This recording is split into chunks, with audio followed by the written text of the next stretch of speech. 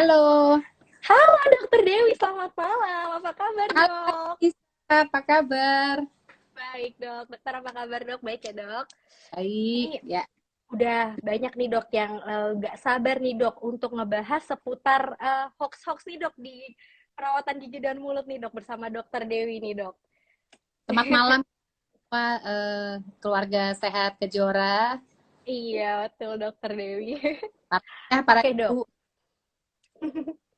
Oke dok, mungkin sebelum kita bahas hoax-hoaxnya dulu nih dok, kita mungkin perkenalan dulu nih ya dok ya. Izinkan saya memperkenalkan Dokter Dewi. Dokter Dewi ini merupakan nama asli beliau adalah Dokter Gigi Anggreni Margono, spesialis konservasi gigi konsultan. Beliau merupakan staf pengajar di Departemen Konservasi Gigi Fakultas Kedokteran Gigi Universitas Indonesia. Beliau ini merupakan dosen saya yang saya hormati nih. Aduh, saya senang sekali malam ini bisa berdiskusi bareng nih sama Dokter Dewi. Makanya nih, ayo nih keluarga sehat Kejora diajak teman-temannya, keluarganya, sahabatnya, tetangga, bos, siapapun diajak supaya kita sama-sama belajar bareng ya dok ya. Iya, betul. Hmm. Oke dok, mungkin dok sebelum kita membahas seputar berita-berita yang suka tersebar di media sosial, dok, saya ingin bertanya dulu nih dok. Sebenarnya gigi itu yang bisa menyebabkan gigi berlubang ini apa sih dok?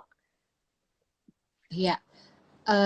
Tentunya kalau Nisa di sini dan para sahabat keluarga Kejora tahu ya, eh, konsep kenapa gigi bisa berubah tuh sekarang lebih ke arah terjadinya suatu ketidakseimbangan ya antara larutnya permukaan luar dari gigi yang keras yang kita sebut sebagai email dengan kemampuan fight back dari tubuh dalam hal ini yang ada di rongga mulut untuk melengkapi mineral tersebut atau yang kita pinjam istilah sebagai remineralisasi. Dan dari ketidakseimbangan itu biasanya diperoleh disebabkan oleh pertama adalah faktor diet ya, diet yang tidak sehat dan tidak seimbang ya. Kalau terkait dengan kebersihan gigi dan mulut itu tentunya lebih kepada arah tinggi serat dan air. Karena itu serat dan air merupakan dua komponen yang bisa memberikan efek self cleansing bagi gigi kita ya, permukaan gigi. Dan kalau kita lihat ya, kita kaitkan dengan kondisi pandemik ya, itu dalam 2 tahun terakhir melihat ada kreativitasnya muncul nih orang-orang ya. Jadi membuat makanan olahan ya, ini lebih ke arah Betul cemilan dok. gitu ya, kue dan sebagainya itu yang luar biasa menurut saya, dan saya cobain tuh satu-satu, enak semua, nggak ada yang nggak enak, cuma sayangnya itu semuanya manis dan lengket gitu. Betul dok. Itu.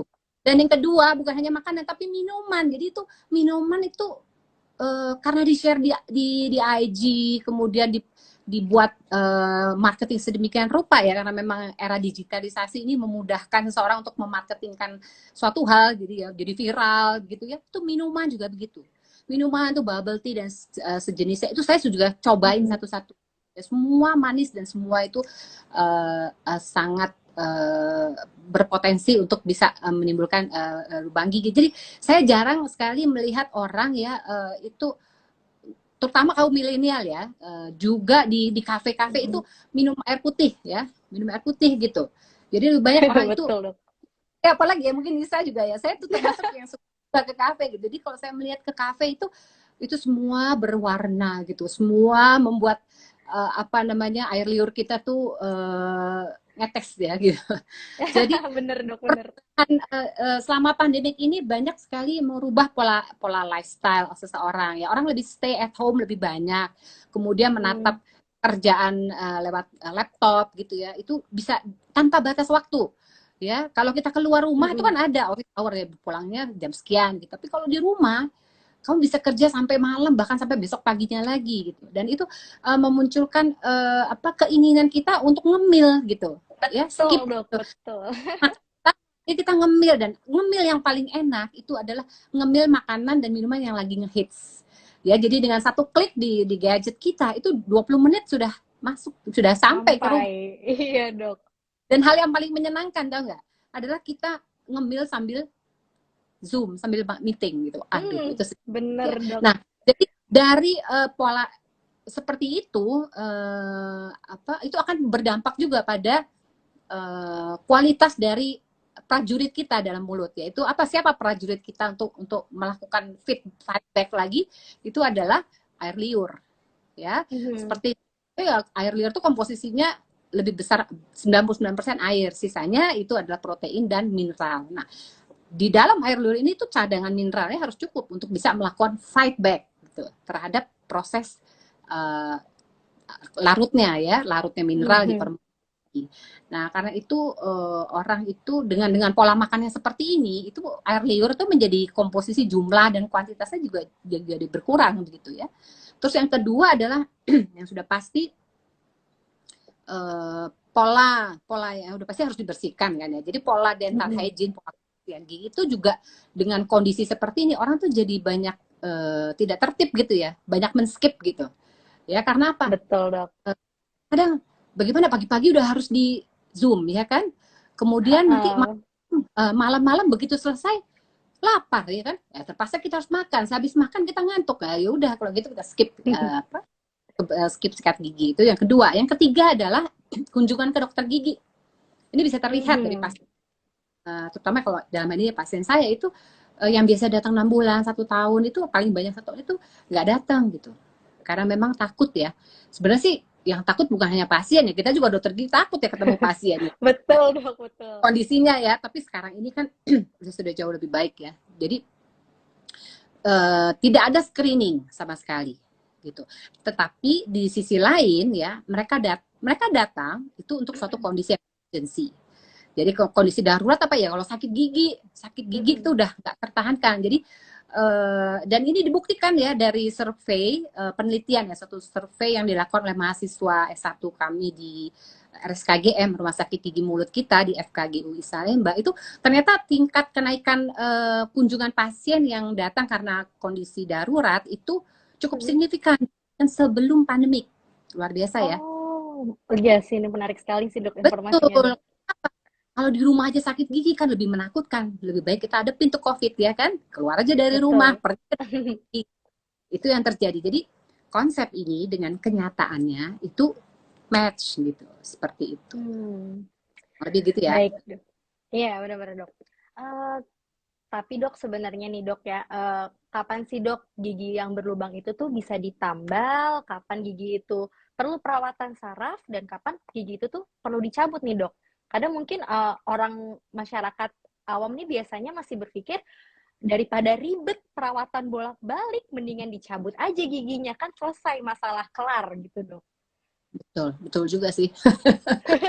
Jadi begini, uniknya ya organ gigi itu dibandingkan dengan kalau misalnya terjadi luka di kulit gitu, itu kalau di kulit luka dia bisa nutup sendiri istilahnya, penyembuhannya itu sangat begitu cepat ya ada di luar. Tapi kalau gigi once dia berlubang, dia kavitas ya, itu harus memerlukan intervensi dari dokter gigi. Nggak mungkin dia bisa rapat sendiri.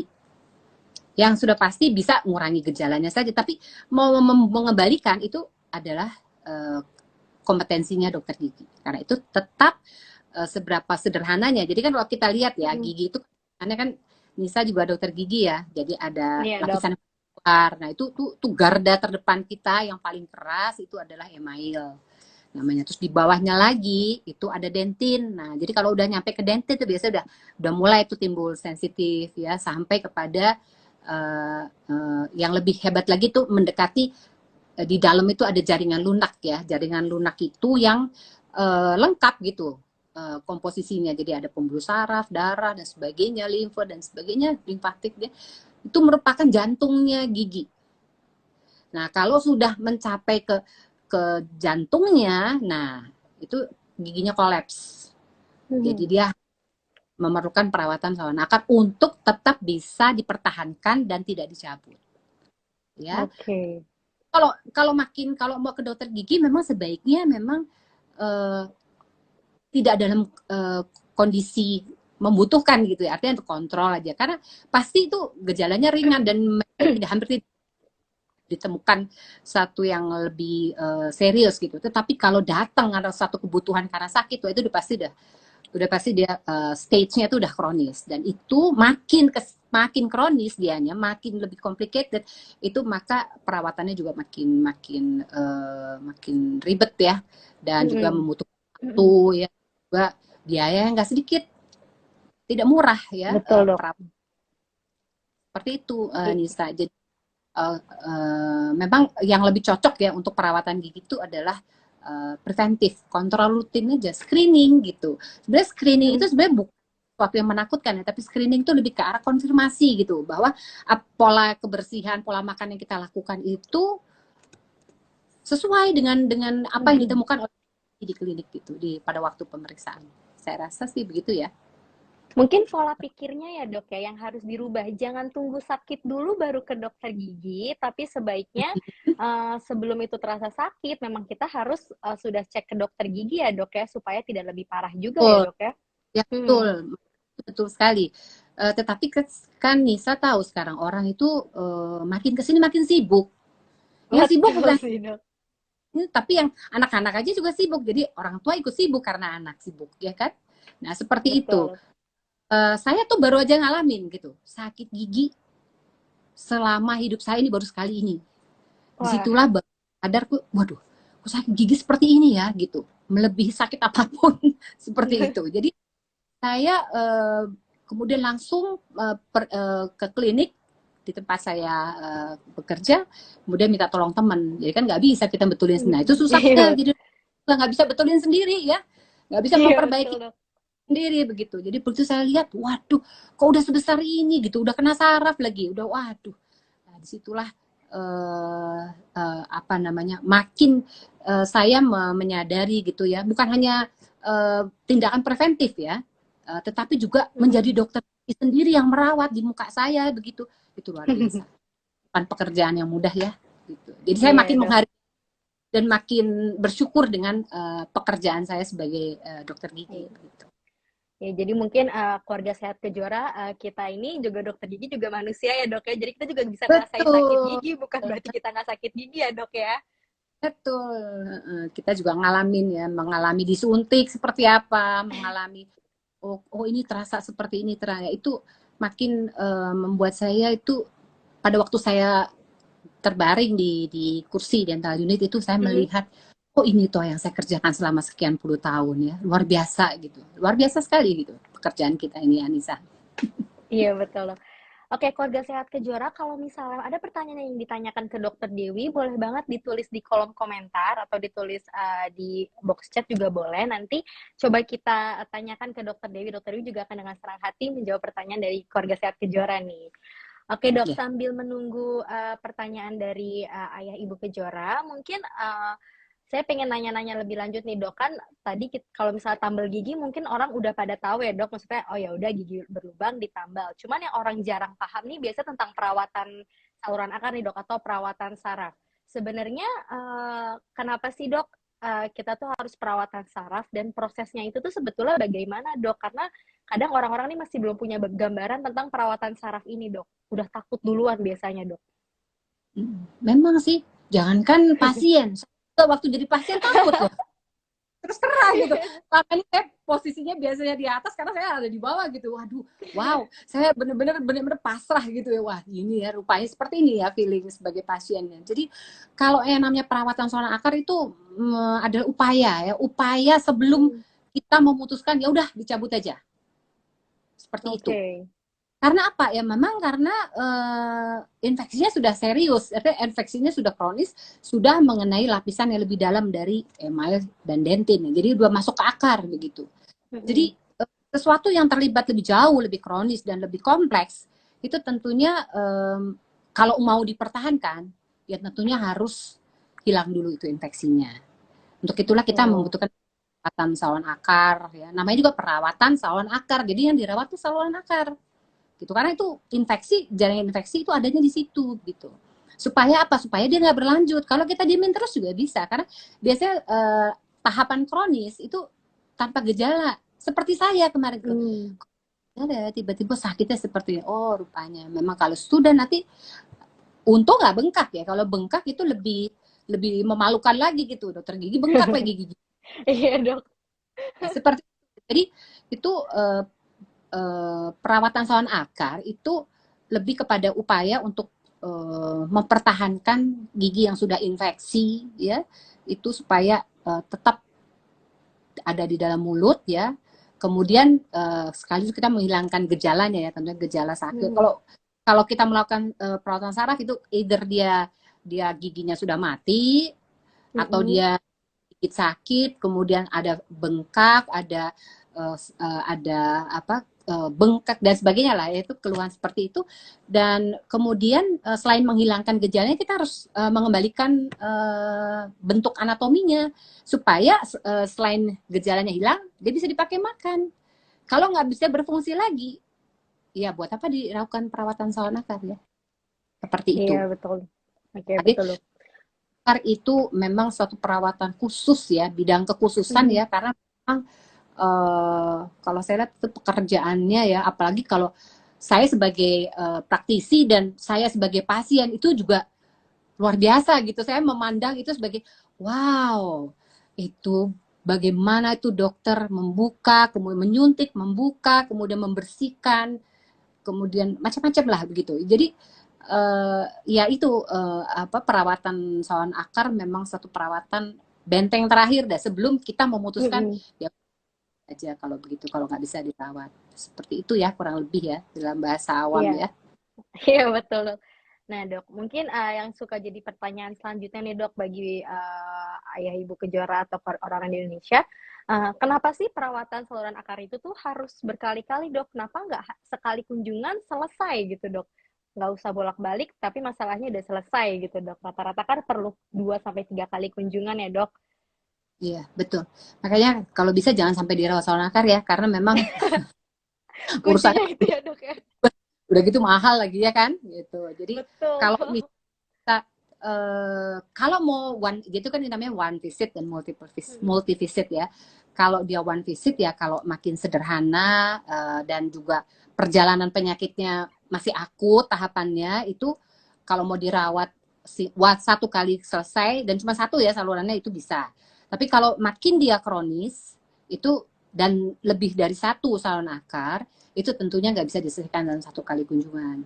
Dan saya kemarin sudah membuktikan sebagai pasien, ya, gigi molar saya, molar pertama itu 3 saluran akarnya, ya, 3 itu saya buka mulut kurang lebih itu total 45 menit. Sesudahnya yang terjadi, ya, bukannya sakit giginya, tapi rahang saya yang nggak kuat. Supaya mulut kelamaan itu luar biasa, ya, sakitnya, ya. Mesti ngerasain dulu deh sebelum dia jadi pasien, sebelum jadi dokter gigi. Karena memang membuka mulut terlalu lama itu memang dampaknya ke sendi rahang kita, ya. Jadi kalau mau cepat kita lihat, jadi kasus per kasus, nggak bisa kita katakan wah ini sekali kunjungan aja gitu. Jadi juga sekarang diagnosisnya kemudian bergantung kebutuhan pasien. Oh, Dok, besok bisa saya harus terbang, ya, mau tidak mau, ya, kita lakukan kalau memang diagnosisnya itu match, ya, seperti itu. Jadi kalau lebih dari satu, kemudian proses membukanya aja juga lama, itu saya rasa 45 menit itu terlalu lama, ya. 30 menit itu sudah harus selesai. Mana mungkin kalau misalnya 3 saluran itu dikerjakan 10 menit. Belum pasiennya yang ngantri di depan bikin kita deg-degan, ya kan? Seperti tetapi akan diusahakan secepat mungkin karena makin panjang kunjungan yang dilakukan itu makin memberi kesempatan bagi bakteri yang ada di dalam saluran akar itu untuk jadi berubah, ya, berubah karakternya, ya, jadi lebih virulensinya akan lebih dia akan lebih banyak lagi gitu. Jadi kita harus cepat-cepat segera menyelesaikan. Gitu. Mungkin ini udah kaitannya juga, ya, Dok, kalau misalnya kan kadang pasiennya, Dok, udah datang sekali, terus dibersihin sekali, lega, dia nggak mau balik lagi nih, Dok. Nggak balik lagi gitu, ya. Iya, betul. Oleh lain hal, ya. Betul, ntar balik-balik lagi masalahnya sudah semakin parah, ya, Dok. Itulah, ya, gunanya memang kita itu berkomunikasi, seorang dokter gigi itu berkomunikasi. Jadi dari awal begitu tahu kita kasih tahu, ini begini, ini begini, perlunya begini, dan sebisa mungkin ini diselesaikan, ya, supaya kalau umumnya kalau pasien itu datang dengan kondisi sakit, dia mengalami sakit, biasanya kemudian kunjungan nggak sakit, dia biasanya pingin langsung pokoknya diteruskan sampai selesai karena memang merasakan kondisi sakit itu sangat tidak enak, sakit gigi itu. Saya Betul. nggak semua ya dari kepala sampai kaki itu sakit gigi yang paling waduh luar biasa, saya nggak bisa tidur ya, saya nggak bisa tidur, Berarti obat apa aja gitu paginya pusing gitu ya. Jadi umumnya sih kalau yang datang dengan kondisi sakit kemudian dia pulang nggak sakit, biasanya dia datang lagi. Tapi itu memang perlu penjelasan, edukasi ya, edukasi seorang dokter gigi nggak cuma sebagai tukang mengerjakan tampilan, tapi harus bicara ke pasien ini betul, apa, Dok. kemudian ini kenapa harus begini, kemudian penyelesaiannya termasuk urusan budgetnya. Sebab Betul. kalau pasien itu tidak dikasih tahu dari awal, kasihan gitu. Apalagi pasien baru ya, dia akan mengira, wah ini kayaknya nih kok mahal banget gitu ya. Iya, Seperti dikirain kita ngerjain ya, Dok ya, kalau misalnya itu. ini. Jadi kalau untuk kasus-kasus darurat, memang kita harus kerjakan. Apakah dia mau bayar penuh atau tidak ya, kita harus selesaikan. Karena memang tugas kita sebagai dokter adalah membuat pasien itu relief of pain-nya. Masuk sakit, keluar nggak sakit. Gitu. Dan bukan sebaliknya, seperti itu. Iya, iya. Kecuali yang Berarti, oh, kalau sederhana, karena itu dari kasus ke kasus itu sangat bervariasi ya. iya benar. Gitu. Berarti lagu yang bilang sakit lebih baik sakit gigi daripada sakit hati itu bohong ya, Dok? Karena sakit gigi tuh nggak enak banget ya, Dok. Sakit gigi apa? Sakit gigi lagunya Lebih apa? baik itu, Dok, lebih baik sakit gigi daripada sakit hati, Dok. Kan Oh, kadang itu ya. Sama aja tuh sakit. Ya itu namanya juga itu iya, ya Dok. lagu. Tapi kalau menurut saya satu sakit gigi tuh luar biasa ya sakitnya itu. Iya, Aduh, Dok. karena Karena dia langsung dalam nggak sekali ya dan betul. sampai muka sebelah itu rasa ke mata ke kepala ya bagian belakang juga itu. Jadi itu yang disebut dengan river pain ya. Jadi itu dia menjalar kemana-mana rasanya dan sangat sangat nggak nyaman, sangat tidak nyaman. Ya. Oke, keluarga sehat Kejora, ayo nih, mumpung ada ahlinya, kalau misalnya mau bertanya boleh banget ya untuk bertanya di kolom chat. Sambil menunggu pertanyaan, kita lanjut lagi nih dok ngobrol-ngobrolnya. Nah dok, ini nih dok, yang sempat rame sih dok di beberapa grup ibu-ibu nih dok. Ya. Katanya sempat ada informasi nih dok, bahwa tindakan perawatan saluran akar ini tuh bisa menyebabkan kanker. Bener Hmm, nggak sih dok sebenarnya? oke. Yang pasti kalau untuk perawatan saluran akar itu nggak mungkin jadi kanker. Karena apa? Karena dengan perawatan saluran akar itu kita kan menghilangkan infeksi. Sedangkan pada Hmm, pasien kanker umumnya kan mereka menjalani perawatan yang disebut dengan kemoterapi, radioterapi. Nah, perawatan-perawatan betul. itu kan menurunkan imunitas tubuhnya sehingga mereka rentan Mhm, sekali terhadap infeksi. Nah, karena saya bekerja kebetulan juga di rumah sakit, itu banyak menerima konsul dari sejawat ya, dari onko, dari bedah, dari paru dan sebagainya. Itu semua rata-rata yang berkaitan dengan cancer itu adalah bagaimana nih kalau ada focal infection coba hilangin gitu. Karena infeksi mhm. sekunder timbul akibat dari kerentanan itu akan memperberat gitu dan juga akan menyulitkan recovery dia kan kalau habis kan kalau kemoterapi itu menyerang nggak hanya sel yang kena kanker tapi juga sel Betul, sehat. Dok. Saya alami ya, saya survivor cancer sudah 11 tahun jadi saya tahu gitu kebetulan mendalami itu gitu ya, bagaimana proses terjadi, bagaimana waktu sakitnya di kemoterapi dan sebagainya gitu. Jadi Iya, itu iya. bohong, sama sekali tidak betul, justru sebaliknya kalau nggak dirawat itu kan Mhm. fase kronis terus. Nah, itu sesuatu yang sifatnya dibiarkan kronis, itu punya potensi perubahan dari sel-sel itu ke arah mutagenesis apa ke arah keganasan seperti itu. Punya potensi salah satu di Ada antaranya. potensi ya, Dok, ya. Jadi, gitu ya Ayah Ibu Kejora, jadi salah banget kalau misalnya dibilang perawatan seorang kartu bisa, memicu terjadinya kanker gitu ya, Dok, ya. Justru malah, Kali ya kalau betul. semua yang Oke, Dok. kan, jadi kalau udah infeksi kan bisa menjadi vokal infeksi untuk organ tubuh yang lain kan. Jadi memperberat kerja ginjal, jantung, paru-paru dan sebagainya gitu. Itu penting gitu ke mata, kemana-mana. Seperti itu ya. Oke, oke. Dok, ini, sudah ada pertanyaan, mungkin dia sekalian konsultasi nih, Dok, dari @bwgrafi20. Dok, saya punya tambalan amalgam, tapi tidak sakit dan sebenarnya juga sudah diminta untuk pasang crown. Namun dia ini ragu karena biayanya yang sangat tinggi dok untuk pasang crown. Nah, kira-kira sebetulnya ada alternatif lain nggak sih dok selain pemasangan crown ini jika ada kondisi seperti ini gitu dok? Ini saya kurang gitunya mengerti ya. Hmm. Mungkin Hmm. bahasanya. Kalau dia punya tambalan, ya nggak sakit, ya buat apa dibongkar? Itu satu. Kedua, dia menyambung dengan pasang crown. Pasang crown tuh beda lagi indikasinya, ya. Pasang crown itu kalau misalnya tambalan amalgam, kemudian sisanya jaringan sehat itu sudah hancur gitu ya, sehingga dia memerlukan. Nah ini kalau double crown tuh ya harus, nah itu perawatan saluran akar dulu, baru Betul. pasang dalam saluran akar, pasang dowel ya seperti itu. Itu sebenarnya kurang jelas ya, maaf ya. Jadi mungkin menjawabnya kurang kurang mix deh itunya. Hmm. Ya, Pak Dok. Semoga Mas Mm-mm. Dewi Ini tadi kalau bisa. amalgam, amalgam yang masih bagus tuh Uh-uh. amalgam tuh walaupun estetiknya nggak bagus, tapi kalau dia bisa bertahan lama bagus, tetap tidak ada kebocoran, ya jangan Hmm. dibongkar ya, Ya tetap mungkin buat aja. keluarga sehat, oh ya, mungkin buat keluarga sehat Kejora yang belum tahu amalgam itu apa, itu tambalan di gigi yang warnanya kayak metal gitu ya dok ya, Iya, abu-abu gitu dok. Itu biasanya di yang tambalan-tambalan zaman dahulu ya dok ya. ya, pasien tuh penyanyi seriosa yang buka mulut lebar, nanti kelihatan itu kan amalgam. Itu lain, itu untuk kepentingan estetik ya. Tapi secara fungsi Betul betul. bocor ya masih bagus ya, teruskan saja gitu, jangan dibongkar ya. Baik. Jangan melakukan Ah, tindakan yang justru tindakan itu nggak membuat juga lebih baik gitu, justru bahkan kan penambalan dengan bahan sewarna itu juga tekniknya juga punya dampak gitu ya. Jadi kita benar-benar mm, melakukan tindakan sesuai dengan indikasinya, sesuai dengan kebutuhannya. oke dok. Baik dok. Ini sambil menunggu pertanyaan lagi dari keluarga sehat Kejora yang mau bertanya lagi ke dokter Dewi. Coba ya dok kita bahas lagi nih dok.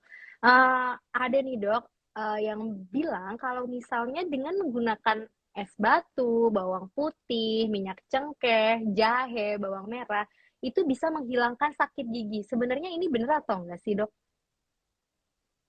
Kalau begini, menghilangkan atau meringankan kali ya, meringankan rasa sakit yang timbul itu betul. Karena gini, kalau es batu ini jangan disamain ya. Ini kan ada kelompok herbal ya kan. Tadi bawang putih, bawang merah, jahe dan sebagainya itu herbal ya. Tapi kalau es batu itu beda kan, dia es batu itu kalau ada radang ya kan sakit kan, timbul sakit. Itu dia akan es batu itu kan mempunyai efek seperti bius ya. Jadi dia akan membuat pembuluh darah itu menjadi menyempit ya. Nah, itu sehingga transmisi rasa sakitnya itu tidak jadi berkurang begitu ya. Tapi kalau yang kelompok herbal itu uh, betul seperti jahe karena memang itu coba kalau Hmm. di search itu kan memang yang utama dari mereka itu ya kelompok herbal tanaman Indonesia itu adalah antioksidan yang luar biasa. Antioksidan itu apa sih? Anti radikal bebas, anti inflamasi, anti nyeri juga, anti cancer juga. Jadi biasanya kelompok tumbuh-tumbuhan ini, tanaman Indonesia ini itu memang mempunyai khasiat sebagai antioksidan yang luar biasa yang bisa digunakan untuk kayak minyak cengkeh juga itu sebenarnya apa sih isinya ya kan eugenol ya kan eugenol Nisa Hmm. juga dulu belajar ya kan waktu waktu Iya. S1. Nah, itu efeknya sedatif, mengurangi gitu. Tapi sekali lagi, hanya mengurangi gejalanya. Tetapi prosesnya ya berjalan terus sepanjang belum ada intervensi dari dokter gigi. Seperti itu. Jadi betul ya dok bisa mengurangi, tapi Oh, tetap harus ke dokter gigi untuk melanjutkan perawatannya gitu ya dok. itu ada jarak, terus kemudian dikasih apa Mm-mm. tuh oh, di lubangnya. Ya untuk sementara iya, tapi prosesnya berjalan terus kalau tidak ke dokter gigi. Oke dokter, ada lagi pertanyaan dari @habi999. Dok, saya ingin bertanya, gigi saya dulu pernah dirawat saraf dan dipasang crown, tapi crownnya lepas sejak 2 tahun yang lalu. Hmm. Sekarang saya ingin pasang crown lagi, tapi kata dokternya sudah minimal sisa giginya. Boleh nggak sih Hmm. dok kalau misalnya tetap dipasang crown lagi, yang penting supaya bisa ngunyah lagi nih dok gitu. Nah, kalau dari keterangan itu asumsi saya kalau itu berkurang berarti memang ada kebocoran. Jadi di situ Hmm. timbul ya, karya sekunder ya. Jadi kalau misalnya berkurang sisa jaringan tentunya kan core itu kan harus cukup cukup tinggi, karena kalau tidak retensinya dari mana, ya kan. Nah, kalau memang sudah benar-benar sudah dilakukan perawatan saluran akar yang dikonfirmasi dengan X-ray, tentunya ya kita boleh dilakukan crown kembali, tapi dengan membuild up kembali core-nya dengan memasukkan pose ke dalam, jadi post core. Jadi dia naik kan. Nah, biasanya kalau berubah core-nya itu desainnya dari crown-nya juga jadi berubah ya. Karena kan memang kan itu kan sepasang. Jadi kalau begitu dia dibuat baru itu harus match gitu. Ya coba aja kalau bisa diakalin, tapi kalau menurut saya pengalaman saya selama ini ya lebih baik dibuat baru, karena kok sampai bocor berarti ada sesuatu gitu, berarti mungkin tepinya kurang rapat dan sebagainya ya. Itu perlu, ini kalau dari keterangannya kayaknya ada bocor gitu. Jadi kalau itu lebih baik ya ganti baru sambil sekaligus dicek kembali, dikontrol foto, kalau fotonya bagus pasang post-core-nya, kemudian baru desain ulang apa crown baru dengan desain yang lebih, jadi jangan sampai bocor. Itu kayaknya bocor tuh sampai. Jadi masih Jadi, possible ya dok kalau misalnya mau untuk oh iya, diperbaiki dan dipasang. iya masih masih possible sekali ya. Oke dok. Nah dok, sempat juga nih dok ada berita yang beredar, apa postingan-postingan gini dok yang beredar bahwa terdapat obat yang dapat memperbaiki gigi yang sudah sehat agar sehat kembali. Jadi dia ngeklaim gigi yang sudah rusak ini bisa kembali utuh lagi dok. Kalau itu udah pasti hoax nggak sih dok? Udah pasti, kan saya udah bilang gigi itu Iya. ada paling unik. Kenapa? Dia nggak bisa sampai sejauh ini ya. In the future kita nggak tahu. Ini riset Iya berjalan. betul dok. Ya, riset berjalan terus. Riset itu ke arah regeneratif, artinya bagaimana gigi itu bisa bisa kembali. Tapi eh, gigi itu adalah salah satu organ yang tidak bisa fix sendiri untuk memperbaiki sendiri. Jadi kalau dikatakan oh obat bisa, itu mungkin menghilangkan sakit, tapi tidak mengganti Betul. posisi perawatan intervensi dari dokter gigi. Seperti Betul. itu Karena sih. masih belum ada teknologi yang canggih seperti itu juga ya dok ya sampai bisa bikin gigi tumbuh lagi gitu ya dok ya. Oh, itu ada. Itu kan itu riset kita sekarang menuju Iya. uh, in the Masih future. ongoing ya dok ya, ya in the future mungkin ada tapi untuk saat ini masih. Panjang ya, masih panjang Iya. perjalanan. Jadi untuk saat ini, Oke. kalau dibilang ada obat diklaim bisa saja, tapi uh, mungkin membuat ya katakanlah itu mengurangi sakitnya, tapi proses tetap berjalan ya, dan kalau Betul. mau melakukan fungsi gigi lagi ya harus intervensi dokter gigi. Itulah itu rezekinya dokter gigi, jangan diambil ya.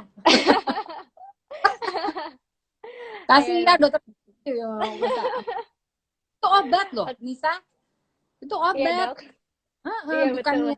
Bukannya bahan itu. Kalau material bahan itu ya harus harus ada tangan yang mengolah kan, nggak mungkin. Harus ada yang, iya betul. Iya. Oke baik dok, ini ada pertanyaan dari Ranum.food. Dok maaf hendak bertanya, kalau gigi bau nanah itu bahaya tidak dok? Dan apakah ada makanan-makanan yang baik untuk mempertahankan kekuatan gigi? Oh ini dua pertanyaan yang berbeda berarti dok. Mungkin Satu-satu. maksudnya yang pertama dulu kali ya dok, kalau gigi bau nanah itu bahaya tidak dok? Nah, Iya, ini kalau udah sama bernanah. termasuk infeksi ya dok? Iya, sesuatu saya sudah katakan tadi. Infeksi kalau dia dibiarkan itu memang rata-rata orang itu kan kalau nggak ada rasa sakit kan dia tidak merasa ini ada sesuatu yang serius kan. Baru ketika nanti sakit baru dia merasakan gitu. Oh ini ya. Tapi kalau ada nanah ya, dan itu nanah itu keluar ya, itu kan ada penyaluran lah, istilah ada drainasenya. Nah itu pasti kondisinya kronis. Pasien tidak merasa apa-apa. Tapi kalau dikatakan bahaya, sesuatu yang sifatnya kronis itu arahnya bisa dua ya, dia bisa nggak ganas atau bisa ganas. Itu saya Oke. ya, istilahnya saya itu survivor, jadi saya tahu gitu bagaimana sesuatu itu bisa bermutasi gitu ke arah yang keganasan gitu. Karena apa, sakit infeksi itu melepaskan banyak sekali gugus radikal bebas. Nah gugus radikal bebas ini juga kita terpengaruh juga dari polusi udara, ya kan, IT, ya kan. Nah, itu bebas kalau jumlahnya banyak, wah itu bisa mengubah sifat sel itu menjadi sel itu jadi punya kemampuan yang berlebihan ya. Jadi istilahnya tuh bermutasi karena keganasan. Nah, itu yang harus diwaspadai, gitu, ya. Bukan ditakuti, tapi diwaspadai. Begitu ada yang sesuatu yang kronis, sudah lebih baik diangkat. Daripada dia menjadi vokal infeksi untuk organ lain. Bukan di Betul. gigi itu aja, untuk organ lain yang jauh dari gigi. Karena dia akan Mungkin iya dok.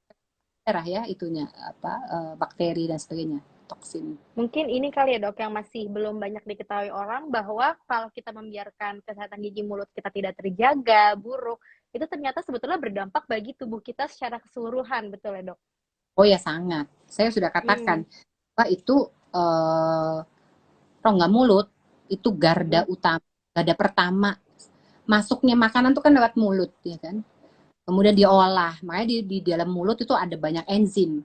Supaya apa ya? Supaya makanan itu bisa lebih mudah ditelan. Bayangkan kalau kamu makan tahu, ditelannya tahu juga kan susah ya. Kan tahu itu mesti dipecah partikel. Betul Nah, itu dok. ada banyak sekali komponen dalam rongga mulut yang membantu memecah partikel itu, melicinkan salah satu air liur ya. Jadi nanti begitu masuk tenggorokan, masuk ke lambung, ya kan? Masuk ke lambung, masuk ke sistem garda kedua di lambung. Ya kan situ ada banyak ada asam lambung ya, itu yang membantu mendetoksifikasi, kemudian menghancurkan makanan sebelum sampai ke garda yang utama, di mana? Di usus halus, di usus besar, di bawah. Seperti itu. Oke dok. Ini lanjut ke pertanyaan keduanya ya dok. Apakah ada makanan-makanan yang baik untuk mempertahankan kekuatan gigi nih dok? Ya itu saya bilang, kalau yang terkait dengan gigi ya, itu nggak sama seperti 4 sehat 5 sempurna, tapi cukup tinggi air dan serat. Karena dua komponen itu yang punya efek self mechanism cleansing. Tapi kalau mau memperkuat ya, dasarnya itu memang, kalau ini Nisa kan nanti akan jadi ibu, udah jadi ibu belum sih? Belum dokter. Jadi ibu tuh kan memang kesehatan dari mulai dari kandungan sampai anak itu masa toddlernya sampai dia itu kan penting ya, supaya anak-anak itu mempunyai struktur gigi yang kokoh, yang kuat ya. Kemudian dengan kecukupan mineral ya sedemikian rupa, sehingga dengan dengan pola itu pola pembersihan, pola dental hygiene itu memang harus dari kecil ditanamkan. Karena apa? Begitu dia udah remaja, ketemu temen, udah nggak bisa diomongin, udah susah dibilangin. Ya, apalagi nanti udah masuk dunia kerja, udah merasa hebat kan, bisa menghasilkan uang sendiri. Ya, mereka kebanyakan mengikuti cara hidup yang lagi ngehits gitu. Oh, di hits bilangnya begini, ini begini ya. Enggak lagi dengar. Justru itulah pentingnya pondasi itu dijaga dari semenjak anak-anak itu masih kecil. Ya. Itu yang saya terapkan pada anak saya. Ya, meskipun laki-laki dia nggak dia katakanlah jarang sikat gigi gitu ya, tapi karyanya nol gitu. Seperti itu. Meskipun laki-laki, meskipun ibunya dokter gigi ya dok ya, bukan berarti tidak merawat gitu ya dok. Ya kalau anak biasanya kan bisa dibilangin lah, pokoknya memang seninya tuh waktu kecil ya, ketika anak-anak itu sudah tumbuh giginya itu ya seorang ibu tuh harus bener-bener memperhatikan disiplin, tanamkan itu supaya mindsetnya itu terbentuk gitu. Oh ya, saya kalau nggak sikat gigi malam nih rasanya ada feeling guilty gitu, ada sesuatu yang nggak lengkap begitu. Nah itu mindset seperti itu harus ditanamkan dari kecil. Dari kecil, betul loh, betul. Mungkin tadi ini sekalian sudah nyambung nih ya dok ya ke gimana sih dok sebenarnya kita cara menjaga kesehatan gigi yang baik gitu dok, karena kan dimulai pertama dari kecil ya dok, dari dini nih dok sebaiknya diajarkan. Lalu ada saran-saran lain nggak nih dok supaya kita bisa menjaga kesehatan gigi kita supaya bisa awet terus nih giginya dok, nggak bolong-bolong ataupun kalau berlubang bukannya sampai parah tadi gitu. Nisa kan penyebabnya udah tahu ya, diet, Betul. kemudian screeningnya 3 itu aja ya. Tapi dari 3 itu yang paling utama, yang kalau kita kaitkan dengan kondisi pandemik saat ini, cobalah untuk tidak ngemil yang terlalu sering antara waktu makan, khususnya yang manis dan lengket. Manis-manis ya dok. Jangan tergiur sama makanan hits gitu loh. Tapi kita proporsional aja gitu. Artinya kalau kita kali kita mau makan yang coklat atau yang kue ya untuk mood booster kita boleh gitu. Tapi kita tahu oh ya nanti kita ini harus diimbangi oleh bagaimana kita ngemil tanpa rasa bersalah gitu. Itu coba aja kamu sekarang pandemi kan selalu keluhan orang itu apa sih? Kok jadi tambah gemuk ya? Kok jadi Betul, Dok, betul. badannya? Tapi kok tambah lubangnya? Enggak gitu. Kecuali dia sakit gigi ya. Gitu. Jadi yang 3 penyebab itu, 3 itulah yang dilakukan. Jadi kalau kita sudah menjaga, mengusahakan, bukan berarti nggak boleh ya. Saya tidak bisa bahwa masa nggak boleh sih dok? Ya iyalah, orang hidup cuma sekali, masa nggak bisa dinikmati? Boleh. Boleh. Coba untuk hidup seimbang. Kalau mau ngemil, ingat gitu. Aduh ini kayaknya udah kebanyakan yang ngemil yang manis-manis. Coba deh kita jarangin. Gitu. Atau coba gini nih, saya sediain nih khusus nih. Coba deh, saya mau aman. Saya ngemil yang ini aja. Ini kan tinggi serat, tinggi air ya kan? Seperti Iya itu. betul dok. Jadi gemuk ya kan? Ya udah malam ya kan? Masa mau makan kue tiramisu, apalagi boloni dan sebagainya. Saya udah nyobain. Dan saya apa saya coba ya karena saya juga kalau mau edukasi ke pasien itu saya harus coba dulu. Saya tahu oh ini begini ya, oh ini rasanya begini pantas ya orang tuh suka gitu. Oh iya ya dengan era digitalisasi orang ini lebih mudah gitu. Mengorder makanan aja nggak perlu pakai telepon, pakai klik aja. Nah, seperti itu gitu. Tinggal duduk Segala manis di rumah ya dok. iya dampaknya itu ternyata terhadap seseorang itu menggeser pola itu memang luar biasa gitu selama 2 tahun ini ya. Ternyata Ternyata pandemi ini banyak. dia keluar rumah itu banyak gunanya. Oh di rumah aja terusan wah. Diam aja di rumah, tinggal klik-klik-klik datang makanan ya dok, Iya, gimana? betul. Tiba-tiba mau nimbang loh, kok naik gitu. Bertanya-tanya makan apa gitu ya. Makan utamanya mungkin nggak banyak, ngemilnya. Itu faktor ngemil itu luar biasa. Betul dok. Dan jangan Oke, olahraga, ya kan? betul dok. Oh iya. Jadi kalau kita nggak olahraga ya nggak dibakar itu semua. Gitu. Jadi cobalah terapkan prinsip keseimbangan. Jangan kita menggeser keseimbangan. Itu keseimbangan digeser. Kita merusak pola itu, maka yang ada adalah penyakit yang datang gitu. Itu berlaku untuk gigi ya. Kita berusaha hidup saya tuh artinya hidup seimbang, balance gitu antara kerja keras dan dengan juga sosialisasi begitu ya. Macam-macam rekreasi juga gitu. Jadi jangan kerja terus, nggak ada rekreasi, nggak ada ketemu orang gitu ya, karena memang manusia tuh ya makhluk sosial. Jadi kalau dibiarkan dikurung di dalam itu, waduh, aneh-aneh gitu. Oh, nih ada nih dok pertanyaan nih dok.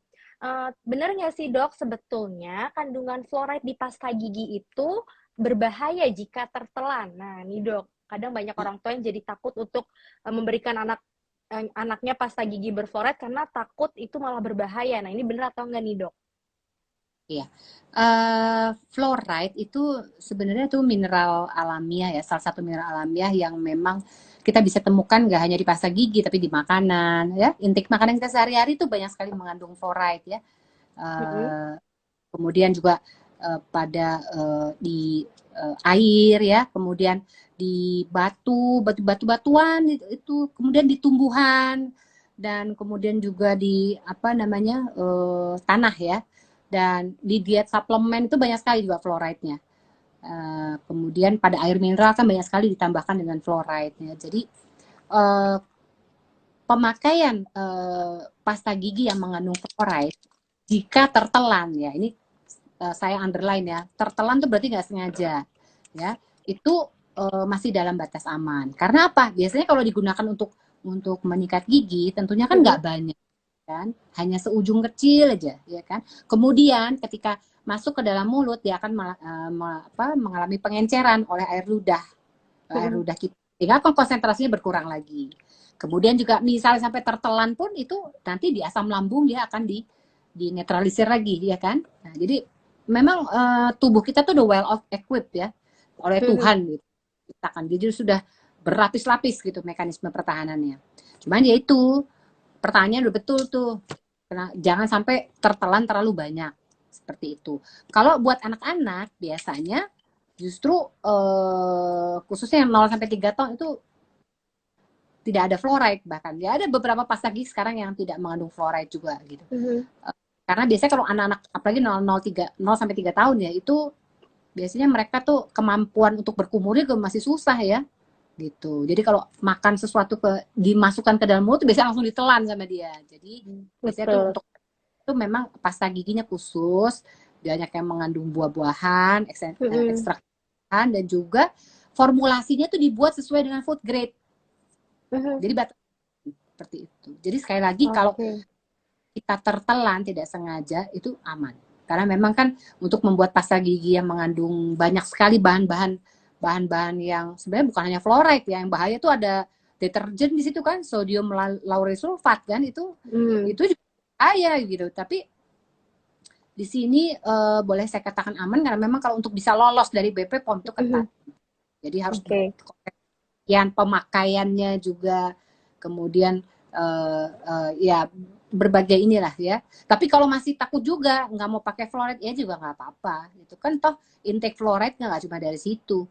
Perawatan pencegahan preventif itu nggak cuma topikal dari situ, juga bisa dilakukan misalnya di klinik, misalnya pit fissure sealant, dilapis ditutup pakai, kemudian pakai topical fluoride, kan banyak gitu. Seperti itu sih. Oke, baik dok. Jadi sebetulnya karena kan kandungannya yang ada di pasta gigi juga sudah dalam pengawasan BPOM ya dok, selama dan jumlahnya tidak. Pengawasan BPOM ketat. Iya, jadi aman ya dok. Betul. Oke.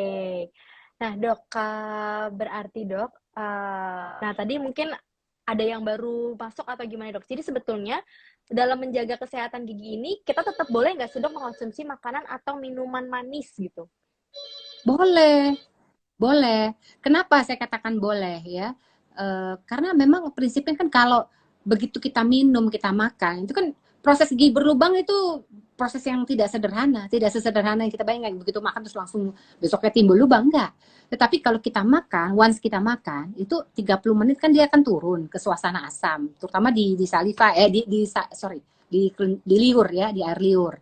Nah itu kalau nggak cepet-cepet kita bersihkan, katakanlah kita kumur ya, kita netralisir, ya kan dinetralisir juga oleh oleh air liur ya, itu dia akan stay di suasana asam. Nah di suasana asam itulah yang akan memicu atau mendorong bakteri-bakteri jahat yang memproduksi asam dari si ini. Jadi itu yang saya bilang, makanya frekuensi untuk mau minum itu jangan dalam 1 jam, belum sampai dia naik lagi ke kondisi netral udah minum lagi. Jadi habis makan ini, habis makan coklat, saya mau minum bubble tea, saya habis ini kok minum lagi makan tiramisu dan sebagainya. Nah itu kalau frekuensinya terus menerus, itu dia akan stay di level asam, itu yang nantinya dengan berjalannya waktu, pola itu, orang kalau makan yang manis itu udah mindsetnya udah, aduh kayaknya kalau nggak makan manis nih kayaknya nggak bisa mikir nih ya kan, seperti itu. Betul, betul. Iya, jadi itu menimbulkan satu pola di mana kalau itu dalam jangka waktu tertentu dia ya lama-lama larut ya, jadi terbentuk lubang ya, kavitas. Nah itu nggak ada larangan kok, asal yang penting habis makan itu coba kumur-kumur pakai air putih, kemudian dalam 1 jam itu coba jangan makan apa-apa dulu dan coba membersihkan. Kalau makan coklat tuh kan dia bener-bener lengket tuh, nah itu harus dibersihkan. Karena kalau tidak dibersihkan, tersisa sedikit aja, itu nempel ya terus. Itu lama-lama bisa jadi lubang. Karena memang orang yang gemar makan manis itu menghilangkannya agak sulit ya. Tapi orang yang sekali kepengen pengen cobain gitu ya, pengen gitu, boleh. Tidak ada lah. Kan sudah tahu gitu bahwa dalam waktu 30 menit ya turun, berarti saya habis 30 menit saya minum air aja deh ya, minum air putih. Kemudian saya coba untuk membersihkan gitu, sikat gigi gitu. Jadi dokter harus sikat gigi terus-terusan. Ya makanya jangan makan manis terus-terusan ya kan. Kalau nggak terus-terusan seperti itu. Prinsipnya kurang lebih seperti itu. Dok, ini dan ada menjaga air liurnya itu tetap dalam kualitas yang baik ya. Artinya memang ya banyak-banyaklah minum air putih di samping minum bubble tea. Bubble tea boleh, bubble tea-nya sekali, sisanya minum air putih seperti itu. Ya, jadi jangan semua anak itu anaknya obesitas ya. Karena anak-anak yang suka manis dan minum manis itu biasanya obes nantinya, obes dianya. Jadi besar gitu. dan dia senang sekali minum soft drink, minum Coca-Cola. Jadi kalau rasanya seger ya seger lah, orang ada karbonasinya ya kan. Nah, orang yang itu kan cenderung efeknya bukan hanya ke gigi loh, tapi juga ke badannya ya, ke tubuhnya seperti itu, dan menimbulkan obesitas, yaitu penyakit lain yang berbahaya yang akan dihadapi begitu ya oleh dia. Oke, baik Dokter Dewi, nggak kerasa nih dokter kita udah 1 jam ngobrol-ngobrol bareng ngebahas tentang perawatan gigi dan Maaf mulut. ya sama itu Iya, iya actionnya. saya juga minta maaf kalau misalnya ternyata itu kendalanya ada di saya. Ini padahal topiknya sangat menarik ya dok ya. Semoga ayah ibu Kejora mendapatkan nih pesan yang disampaikan tadi sama Dokter Dewi. Dokter Dewi mungkin boleh nih dok sepatah dua patah kata penutup nih dok sebelum kita mengakhiri IG Live malam hari ini dok. Sepatah-patah dua kata apa nih? Penutupan nih dok, buat penutupan. Iya, Kayak, iya.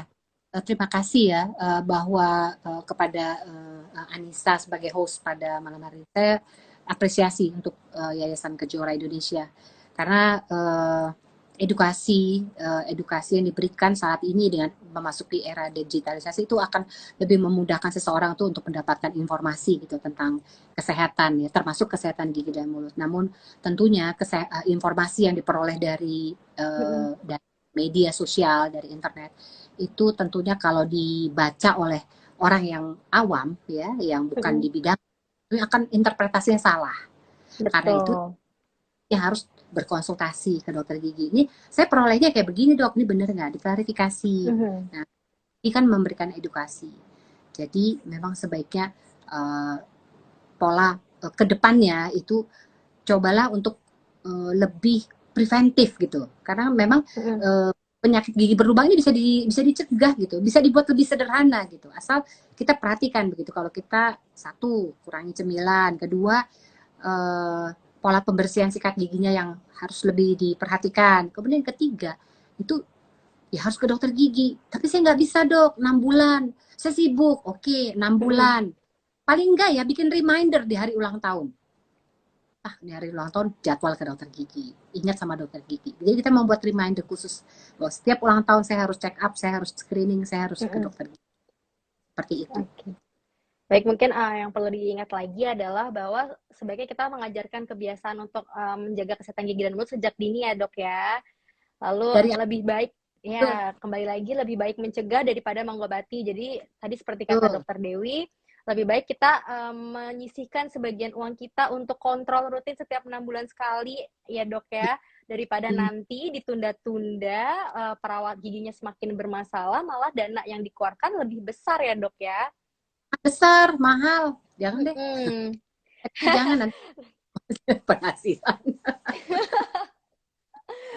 Oke dok, dok ini mungkin nih dok ada keluarga Kejora yang penasaran dokter Dewi ini praktek di mana aja sih dok? Boleh nggak dok main-main untuk konsultasi ke dokter Dewi? Boleh tahu nggak dok praktek di mana aja dok? Oh ya, saya praktek satu di Rumah Sakit Premier Jatinegara.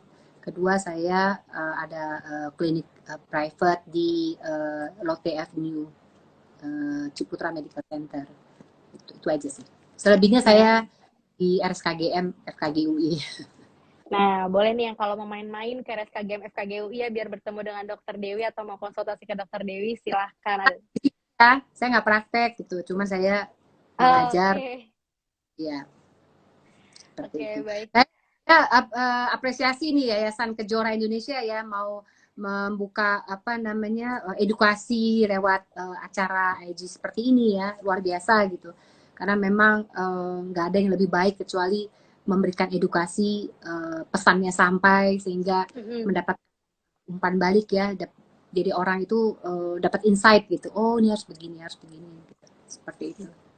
Kami juga mengucapkan terima kasih nih kepada Dokter Dewi sudah berkenan untuk menjadi narasumber kita di IG Live pada malam hari ini. Sama-sama, Nisa. Iya, terima kasih juga kepada keluarga Sehat Kejora yang sudah mengikuti acara IG Live ini dari awal hingga selesai. Sampai berjumpa di IG Live Kejora selanjutnya.